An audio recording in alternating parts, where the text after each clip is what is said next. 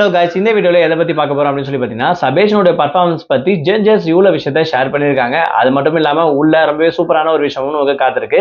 அதுக்கான அப்டேட் என்னன்றதாங்க இந்த வீடியோல பார்க்க போறோம். நம்ம சேனலை ஃபர்ஸ்ட் டைம் பார்க்குற பர்சனா நீங்க இருந்தீங்கன்னா மறக்காம நம்ம சேனலை சப்ஸ்கிரைப் பண்ணிக்கோங்க.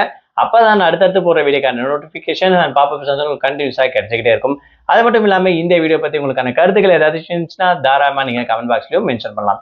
ரீசெண்டா ஜீ தமிழ்ல நடந்திருக்கக்கூடிய one of the reality competition show அப்படின்னு சொல்லி பாத்தீங்கன்னா சரிகமபா சீசன் 5 சீனியருக்கான லெவல் அப்படின்னு சொல்லக்கூடிய இந்த ஒரு சிங்கிங் காம்படிஷன் சொல்லலாம். ஸோ இதுல பார்ட்டிசிபேட் பண்ணிட்டு இருக்க ஒவ்வொருத்தரும் வந்து பாத்தீங்கன்னா ரொம்பவே ஹார்ட் ஒர்க் பண்ணி ரொம்பவே சூப்பரா பாடி பர்ஃபார்மன்ஸ் பண்ணிட்டு வந்துட்டு இருக்காங்க.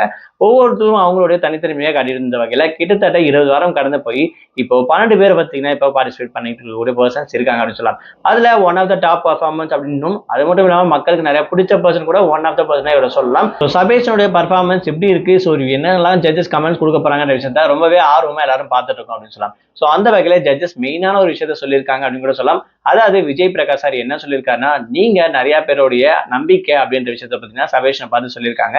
அது மட்டும் இல்லாம இந்த பாட்டை இவ்வளவு சூப்பரா பர்ஃபெக்ஷனா பாடி பாத்தீங்கன்னா இந்த அரங்கத்தையே அசர வச்சுட்டீங்க அப்படின்ற விஷயத்த ஜட்ஜஸ் ஸ்ரீனிவாசன் சாரும் சொல்லியிருக்காங்க. கிட்டத்தட்ட சபேஷனுடைய பர்ஃபார்மன்ஸை பத்தி வெளியே எப்படி டாக் போகுது அப்படின்ற விஷயமும் ஜட்ஜஸ்க்கு கிளியரா தெரிஞ்சிருக்கு அப்படின்னு கூட சொல்லலாம். அது மட்டும் இல்லாம இந்த வாரம் இவர் வந்து டாப் ஃபைனலிஸ்ட்ல வந்து பார்த்தீங்கன்னா கண்டிப்பா வருவாரு. அந்த வகையில ஃபர்ஸ்ட் ஃபைனலிஸ்டா இவர் வரதுக்கு அதிகமான வாய்ப்புகள் இருக்கு அப்படின்ற விஷயத்த இந்த ஒரு கமெண்ட்ஸை பார்க்கும்போதே நமக்கு கிளியரா தெரிஞ்சுங்க. அது மட்டும் இல்லாம இவருக்கு இன்னைக்கு கோல்டன் பர்ஃபார்மன்ஸும் கிடைச்சிருக்கு.